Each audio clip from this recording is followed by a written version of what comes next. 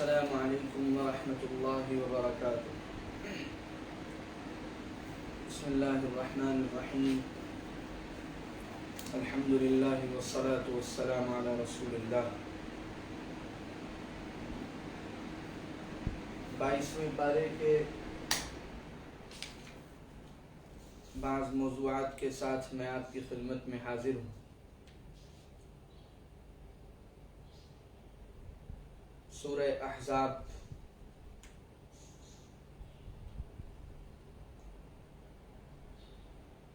غزوہ احزاب اور بنو قریظہ کے بعد جب مسلمانوں کو فتح ملی تو بعض ازواج مطہرات نے رضی اللہ عنہن حضور اکرم صلی اللہ علیہ وسلم سے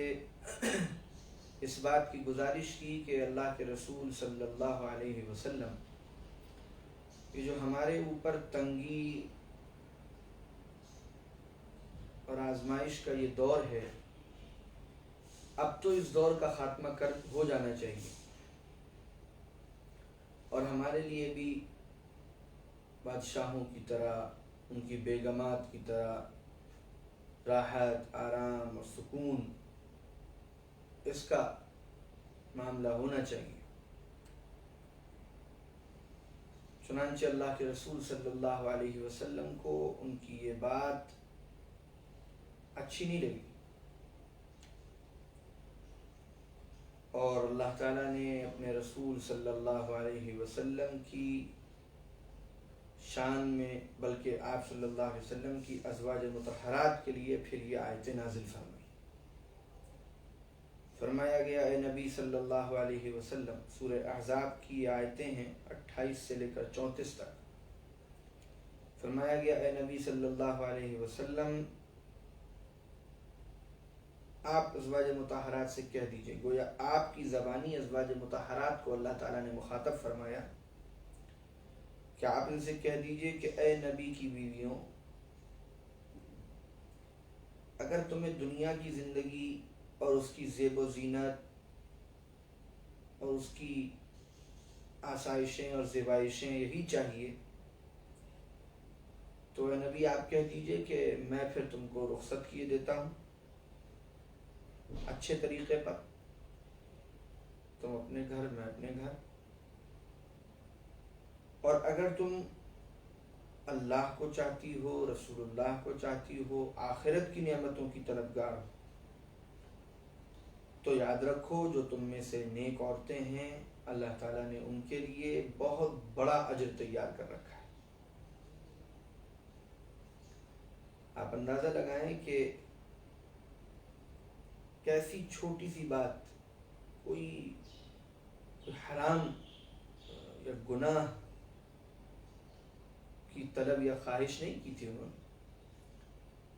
لیکن اللہ تعالیٰ کے جو جتنا قریب ہوتا ہے، اللہ تعالیٰ اس کی چھوٹی چھوٹی چیزوں پر ویسے ہی اس کی اصلاح فرماتے ہیں۔ نبی کی بیویوں سے صاف کہہ دیا گیا، اگر آرام چاہیے، سکون چاہیے، عیش و عشرت چاہیے، تو اے نبی آپ کہہ دیجئے کہ پھر میرے ساتھ تو مت رہو، اور اگر اللہ چاہیے، رسول اللہ چاہیے، آخرت چاہیے، تو جو تم میں سے بہترین عمل کر کے آئے گا اس کے لیے بہت بڑا اجر ہے۔ اس کے بعد ازواج مطہرات سے یہ بھی فرمایا گیا کہ چونکہ تم لوگ رسول اللہ صلی اللہ علیہ وسلم کی بیوی ہو، اس لیے اگر تم نے کوئی غلطی کی تو تمہاری سزا بھی دگنی ہو، دوہرا عذاب تم کو ملے گا، دوہری سزا تم کو ملے گی۔ اور ظاہر سی بات ہے کہ جب سزا دگنی ہے تو اجر و ثواب اور اطاعت پر انعام بھی اسی لحاظ سے ملے گا۔ پھر ازواج مطہرات کو بطور خاص فرمایا گیا، بطور خاص۔ آپ اندازہ لگائیں کہ یہ حکم ازواج مطہرات کو ہے تو ہماری گھر کی عام عورتوں اور لڑکیوں کے لیے کتنا بڑھ کر ہوگا۔ فرمایا گیا، تم لوگ خوب تقوی کے ساتھ رہو، کیونکہ تم عام عورتوں کی طرح نہیں ہو، اور اپنی آواز اور لہجے میں نرمی اور نزاکت کے ساتھ کسی بھی نامحرم اور اجنبی سے بات مت کرو، اور صرف بھلائی کی بات کرو اور بلا ضرورت گھر سے مت نکلا کرو، گھر میں رہا کرو۔ جاہلیت کی عورتوں کی طرح، جاہلیت کے دور کی عورتوں کی طرح بناؤ سنگار کر کے باہر نہ پھرا کرو۔ نماز کی پابندی کرو، زکوٰۃ ادا کرو، اللہ اور اس کے رسول صلی اللہ علیہ وسلم کی اطاعت کرو۔ اور پھر فرمایا اے نبی کے گھر والوں، اللہ تم سے ہر قسم کی گندگی کو دور رکھنا چاہتا ہے اور تمہیں خوب پاکیزہ کرنا چاہتا ہے۔ تمہارے گھروں میں جن آیات اور حکمتوں کا تذکرہ ہوتا ہے ان کو خوب یاد رکھا کرو۔ اللہ تعالیٰ بہت باریک بین اور ہر بات سے واقف ہے۔ جب یہ آیتیں نازل ہوئیں تو ازواج مطہرات تڑپ اٹھی، بے چین ہو گئیں اور فرمایا یا رسول اللہ، ہمارا ایسا کوئی منشا نہیں تھا، ہم تو آپ ہی کے ساتھ رہیں گے، آپ جس حال میں ہیں ہم اس حال میں رہیں گے۔ ہمارے لیے تو سب سے بڑی سعادت یہ ہے کہ آپ ہمارے شوہر ہیں، آپ ہمارے خاوند ہیں، اس سے بڑی دارین کی سعادت اور کیا ہو سکتی ہے۔ اور پھر اس پر بھی غور فرمائیے کہ جب ازواج مطہرات کو یہ حکم ہے کہ بلا ضرورت بناؤ سنگار کر کے باہر نہ پھریں، کسی سے نرم لہجے میں اجنبی سے بات نہ کریں، اپنی حفاظت کریں، پردے میں رہیں، تو پھر عام عورتوں کے لیے اس کی تاکید کتنی زیادہ بڑھ جاتی ہے، اور عام عورتوں کے لیے اس معاملے میں احتیاط کا پہلو کتنا زیادہ بڑھ جاتا ہے۔ پھر اسی طرح سورہ احزاب آیت نمبر 35 میں مغفرت جن لوگوں کو ملے گی، اجر عظیم جن لوگوں کو ملے گا، ان کی بعض صفات بیان فرمائی۔ اور کسی کو یہ نہ لگے کہ اسلام میں عورتوں کا کوئی حصہ نہیں، کوئی مقام نہیں، تو اس لیے مردوں اور عورتوں دونوں کا الگ الگ ساری صفات میں تذکرہ فرمایا۔ فرمایا وہ تمام مرد اور وہ تمام عورتیں جو اللہ کے احکامات کے سامنے سر تسلیم خم کرتے ہیں۔ مسلم، ان المسلمین والمسلمات، مسلم کہا جاتا ہے اللہ کے احکامات کے سامنے جھک جانے کو، اپنے سر کو، اپنے وجود کو جھکا لینے کو مسلم کہا جاتا ہے۔ فرمایا جو لوگ اللہ کے احکامات کے سامنے اپنے آپ کو جھکا دیتے ہیں، مرد ہوں یا عورتیں، اور وہ مرد اور عورتیں جو یقین کے ساتھ ایمان پر جمے رہتے ہیں اور جو خوب عبادتیں کرتے ہیں اور جو سچ بولنے کی عادت پختہ کر لیتے ہیں اور جو اپنا مزاج صبر و برداشت کرنے والا بنا لیتے ہیں، اطاعت پر جمنے والا، گناہوں سے رکنے والا بنا لیتے ہیں، جو عبادات میں عاجزی اختیار کرتے ہیں، جو خیرات و صدقات نکالنے کا اہتمام کرتے ہیں، روزوں کی پابندی کرتے ہیں، اپنے دامن کو، اپنے دامن عفت کو پاک صاف رکھتے ہیں، محفوظ رکھتے ہیں، اور کثرت سے اللہ کو یاد کرتے ہیں، اللہ کا ذکر کرتے ہیں، یہ صفات جن مردوں میں، جن عورتوں میں ہوں گی، اللہ تعالیٰ نے ان کے لیے مغفرت اور اجر عظیم کا وعدہ فرمایا ہے۔ اس کے بعد سورہ احزاب میں آیت نمبر 37 سے 40 تک ایک خاص واقعے کا تذکرہ ہے، اور پھر نبی کریم صلی اللہ علیہ وسلم کے آخری نبی اور خاتم النبیین ہونے کو بیان فرمایا گیا۔ وہ واقعہ یہ تھا کہ اللہ کے رسول صلی اللہ علیہ وسلم نے حضرت زید کو اپنا متبنہ بنایا تھا، منہ بولا بیٹا، اور حضرت زید کا نکاح حضرت زینب بنت جحش رضی اللہ تعالی عنہ سے ہوا تھا، جو اللہ کے رسول صلی اللہ علیہ وسلم کی رشتے میں بہن بھی ہوتی تھی۔ ان دونوں کے درمیان، حضرت زید اور حضرت زینب کے درمیان کچھ نہ اتفاقیاں ہوئیں اور وہ بڑھتی چلی گئیں، بہرحال وہ نباہ نہیں ہو سکا اور دونوں میں علیحدگی ہو گئی، طلاق ہو گئی۔ اس وقت عرب میں یہ دستور تھا کہ جو منہ بولا بیٹا تھا وہ حقیقی بیٹے کی طرح مانا جاتا تھا، اور جس طرح حقیقی بیٹے کی مطلقہ یا بیوہ سے نکاح نہیں ہو سکتا، تو یہی تصور تھا کہ منہ بولے بیٹے کی بھی مطلقہ یا بیوہ سے نکاح نہیں ہو سکتا۔ چنانچہ اللہ کے رسول صلی اللہ علیہ وسلم کے ذریعے اس غلط رسم اور رواج کا خاتمہ کروایا گیا، اور اللہ کے رسول صلی اللہ علیہ وسلم نے جب حضرت زید نے حضرت زینب کو طلاق دے دی تو آپ نے پھر ان سے اللہ کے حکم سے نکاح فرمایا۔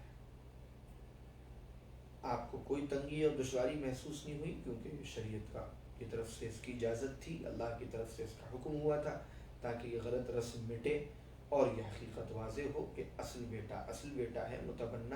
آپ اسے کہتے ہیں ضرور بیٹا، لیکن وہ بیٹے کے حکم میں نہیں ہے، اس کے متعلقہ یا بیوہ سے نکاح کرنا بھی جائز ہے۔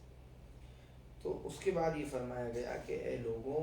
تم میں سے کسی بھی مرد کے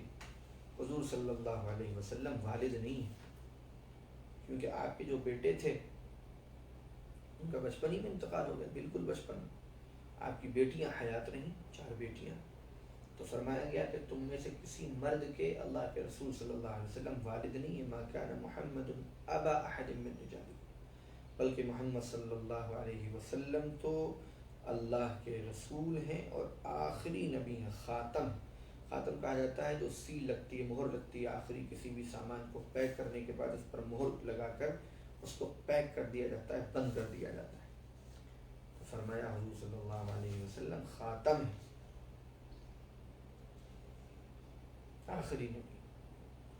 اور پھر آگے آیت نمبر 45 میں 48 تک آپ صلی اللہ علیہ وسلم کی بعثت کا مقصد بیان فرمایا۔ یا ایھا النبی انا ارسلناک شاہدا ومبشرا ونذیرا، اے نبی صلی اللہ علیہ وسلم، اللہ نے آپ کو اس طور پر دنیا میں نبی بنا کر بھیجا ہے کہ آپ بغیر کسی خوف کے حق بات کی گواہی دیتے ہیں، کسی کی ملامت سے نہیں ڈرتے، کسی سے خوف زدہ نہیں، جو حق بات ہے آپ اس کی کھل کر گواہی دیتے ہیں، اور آپ نیک اعمال کرنے والوں کو، ایمان والوں کو اللہ کی رضا، جنت کی خوشخبری سناتے ہیں، اور جو اللہ کے نافرمان ہیں، باغی ہیں، عاصی ہیں، ان کو آپ جہنم کے عذاب سے، اللہ کی ناراضگی سے ڈراتے ہیں، اور اللہ کے حکم سے آپ سارے انسانوں کو اللہ کی طرف بلاتے ہیں، اور آپ خود ایسے ہیں کہ گویا ایک چمکتا ہوا روشن سراج، چراغ، جس کی روشنی ہر طرف پھیل رہی ہے، جس سے ہر ایک فیض یاب ہو رہا ہے، جس سے ہر ایک مستفید ہو رہا ہے، جس سے ہر ایک فائدہ اٹھا رہا ہے۔ اللہ نے آپ کو ایک ایسے چمکتے ہوئے سراج اور روشنی کی طرح، چراغ کی طرح بنایا ہے۔ کفر اور شرک اور معاصی اور ظلم کے اندھیروں کے درمیان آپ ایمان، توحید، للہیت، اخلاص، اخلاق کا ایک عظیم ترین منارہ ہے، ایک عظیم ترین اس کا ایک نور ہے، جن سے آپ کی ذات عالی کے اس نور سے پوری دنیا فائدہ اٹھا رہی ہے، ہدایت کی روشنی لے رہی ہے، اللہ کے تعلق کی روشنی حاصل کر رہی ہے۔ پھر آپ کو حکم دیا گیا کہ آپ اہل ایمان کو اللہ کے فضل و کرم کی خوشخبری سناتے اور کفار و مشرکین کی بات ہرگز نہ مانیں، اور نہ ان کی طرف سے پہنچنے والی تکلیفوں کی پرواہ کریں، بس اللہ پر مکمل بھروسہ رکھیں، اللہ پر مکمل بھروسہ رکھیں۔ اس کے بعد اللہ تعالیٰ نے سورہ احزاب ہی میں آیت نمبر 56 میں درود شریف پڑھنے کا حکم دیا۔ یہ بڑی عظیم نیکی ہے۔ افسوس کی بات یہ ہے کہ ہم لوگ اس عمل میں کوتاہی کرتے ہیں۔ رسول اللہ صلی اللہ علیہ وسلم سے محبت کے اظہار کے جو طریقے ہیں، ان میں ایک آپ کی سنتوں پر عمل ہے، اور ان میں ایک بڑا عمل آپ پر درود و سلام پڑھنا ہے۔ یہ بہت مبارک عمل ہے، بڑا فضیلتوں والا عمل ہے۔ حدیث پاک میں فرمایا گیا کہ حضور پاک علیہ الصلوۃ والسلام نے کہ جو مجھ پر ایک مرتبہ درود بھیجتا ہے، اللہ اس پر 10 رحمتیں نازل فرماتے ہیں، اور قرآن مجید میں حکم دیا ہے، اور یہ ایک واحد ایسا عمل ہے جس کے بارے میں اللہ تعالیٰ نے یہ فرمایا کہ میں بھی اپنے نبی پر رحمتیں بھیجتا ہوں۔ ان اللہ وملائکتہ یصلون علی النبی،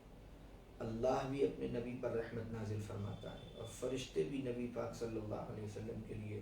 اللہ سے رحمت کی دعا کرتے ہیں، درود پڑھتے ہیں۔ اے ایمان والو، تم بھی درود اور سلام کا اہتمام کیا، کثرت سے درود اور سلام پڑھا۔ اس عمل میں جو نورانیت ہے، جو برکت ہے، اور جو دل کو رسول اللہ صلی اللہ علیہ وسلم سے تعلق اور محبت اس عمل کے ذریعے پیدا ہوتی ہے،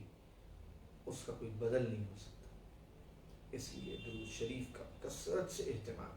چلتے پھرتے اٹھتے بیٹھتے صلی اللہ علیہ نبی کریم وسلم، اللہم صلی وسلم علی محمد وآلہ وصحبہ۔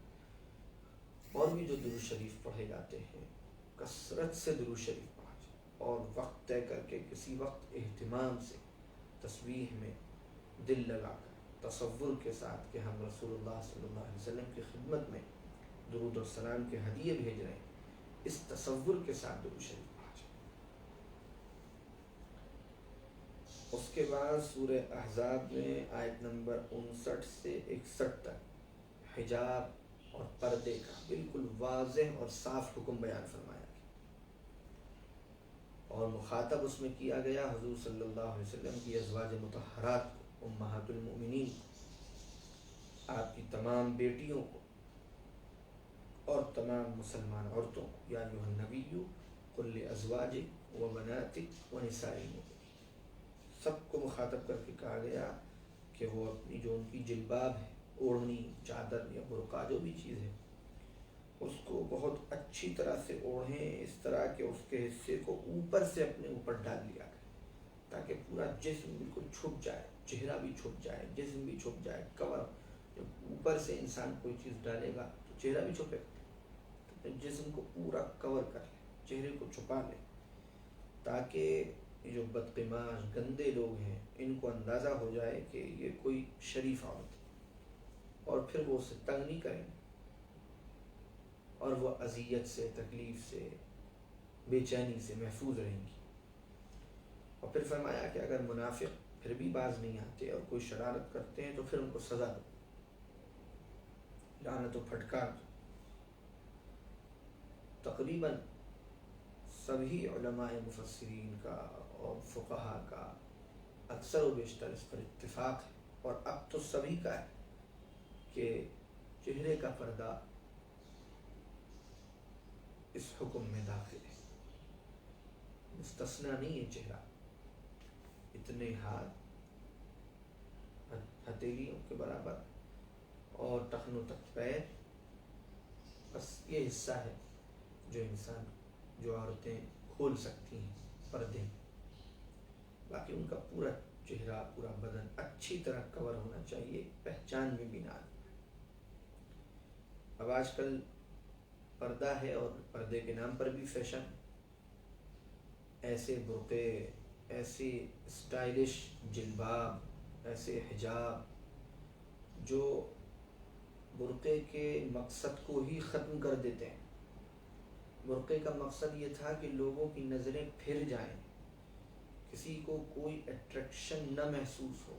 دلچسپی نہ محسوس ہو،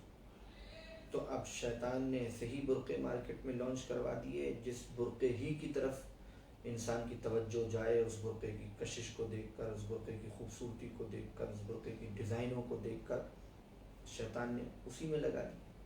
تو انسان برقع بھی پہن رہی ہیں عورتیں، اور گناہ میں بھی مبتلا۔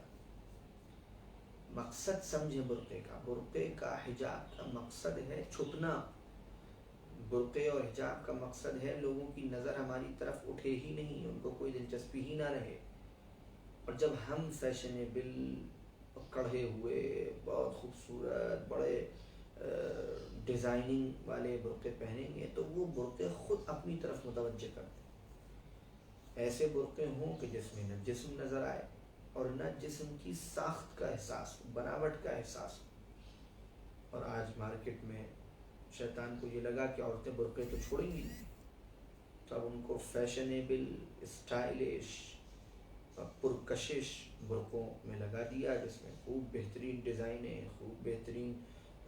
نقش و نگار، اور بہت عمدہ عمدہ اس کی اقسام، اور اس میں خوب ٹائٹ برقعے، کسے ہوئے برقعے، جسم کے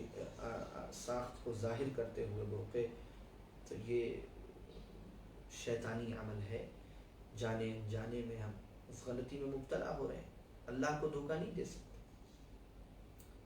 دنیا کو دھوکہ دے سکتے ہیں، اللہ کو دھوکہ نہیں دے سکتے۔ اپنے دل پر ہاتھ رکھ کر پوچھیں کہ کیا ان برقعوں سے شریعت کا جو مقصد ہے وہ مقصد پورا ہو رہا ہے؟ شریعت کے برقعے کا مقصد، شریعت میں کوئی رنگ، کوئی کلر، کوئی ڈیزائن متعین نہیں کیا۔ شریعت کے برقعے کا مقصد یہ ہے کہ جسم تمہارا بالکل چھپا ہو اور کسی کو تمہاری طرف کوئی کشش محسوس نہ ہو، کوئی خوبصورتی محسوس نہ ہو، کوئی میلان محسوس نہ ہو. تو عام طور سے اس میں جو اس علاقے کے وہ برقعے ہیں جو عام سمجھے جاتے ہیں، اس کو لوگ زیادہ پسند نہیں کرتے. پڑھے لکھے لوگ، ذرا تھوڑے گندی ذہنیت کے لوگ، وہ برقع اس جگہ کے لیے سب سے بیسٹ ہوگا. اور وہ برقعے جو خود اپنی طرف کھینچتے ہوں، اٹریکٹ کرتے ہوں، نقش و نگار ہوں، ڈیزائنیں ہوں، تو وہ تو وہی کام ہے جو بغیر برقعے کے ہو رہا ہے. تو اللہ کے حکم کو سیریس نہ لینے کا نتیجہ ہے کہ محض اس لیے ہوتا ہے کہ انسان بس فارمیلٹی اور بوجھ پورا کرتا ہے. بھائی مسلم گھر میں پیدا ہو گئے ہیں اور گھر میں اماں فلاں فلاں سب برقع پہنتے آئے ہیں، پہنتی آئی ہیں، تو ہمیں بھی برقع پہننا ہے. تو اب وہ بوجھ ہے، ایک بوجھ ہے، اب اس کو پورا کرنا ہے. تو اب وہ اس کے لیے پھر نئے نئے راستے نکلتے ہیں کہ ہمارا شوق بھی پورا ہو اور یہ بوجھ جو چلا آ رہا ہے اس کی بھی رعایت ہو. مقصد نہیں سمجھا کہ اللہ کے حکم کو سیریس سمجھتے کہ اس حکم کا مقصد کیا ہے. چھپانا اپنے کو مقصود ہے. لوگوں کی نظریں جتنی زیادہ پھریں جس برقعے سے اور وہ ماحول میں چلتا بھی ہو، وہ برقع پہننا چاہیے. خصوصی توجہ کرنی چاہیے خواتین کو، عورتوں کو، لڑکیوں کو کہ ان چیزوں پر نگاہ رکھیں.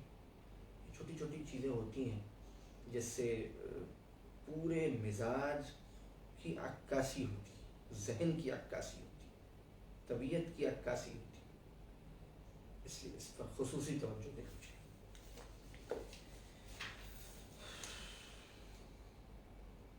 انشاءاللہ کل ملاقات ہوگی. تھوڑا نیند کا تقاضا ہو رہا ہے، طبیعت میں تھکاوٹ محسوس ہو رہی. السلام علیکم ورحمۃ اللہ.